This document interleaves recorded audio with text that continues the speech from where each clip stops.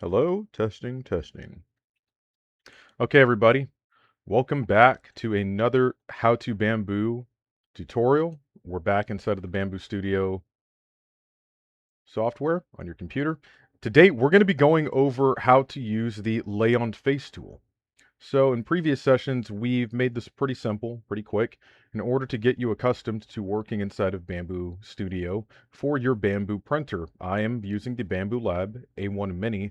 This is the same exact printer that I use to handle most of my small orders and prototyping, and it's a pretty great printer. I actually recommend it to everybody who's first starting out. The software is universal to every printer that's out there for Bambu. So let's go ahead and get into it. The tool today will be Lay on Face. Now, traditionally, whenever you are importing items into Bambu Studio, I'll go ahead and import one now. How about da, da, da. How about this? Well, no, stun grenade. Import geometry only. Give it a sec.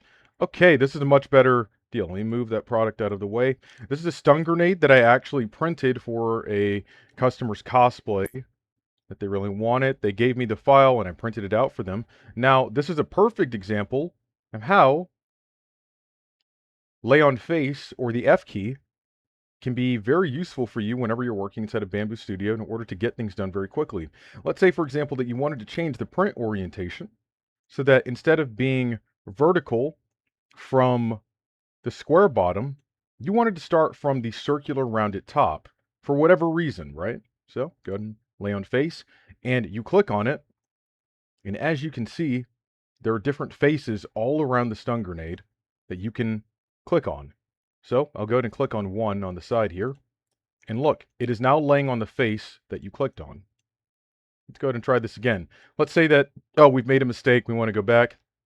You could press the back key in the top left corner, or you could lay on face and click on it, and now we are vertical. Let's go back and do that again. You see these two faces that are here? Lay on face key, click on the bottom, and that is what is going to be facing the bottom because it is laying upon the face of the project that you're clicking on. So let me go ahead and triangular facet, convex hull. Convex hull and triangular facet are just two different modes that are on Lay on Face.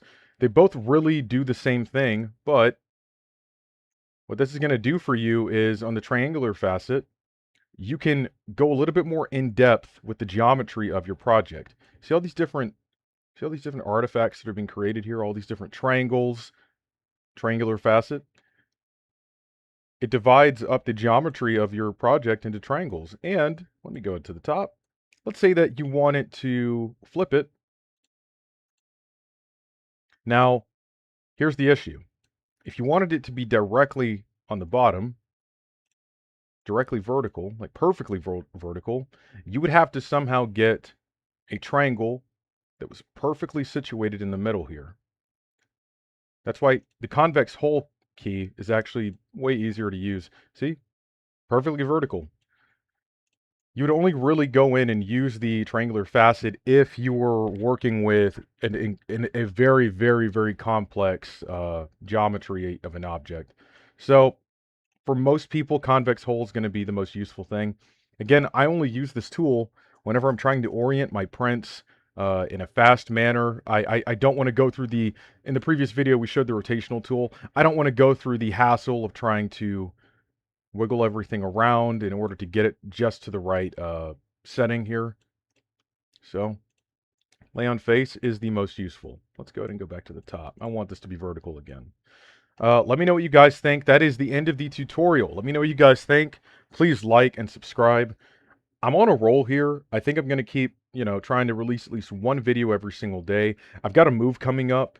And, after I get out of work at around, 8 a.m., I normally have to work on the online stores and, got to get ready to move. I'm going to try my best to put out at least one tutorial every day and keep them under 5 minutes so that you, the viewer, can process them quickly and gain some more skills inside of Bambu Studio or even any Cubic. Let me know what you guys think. Y'all have a good week.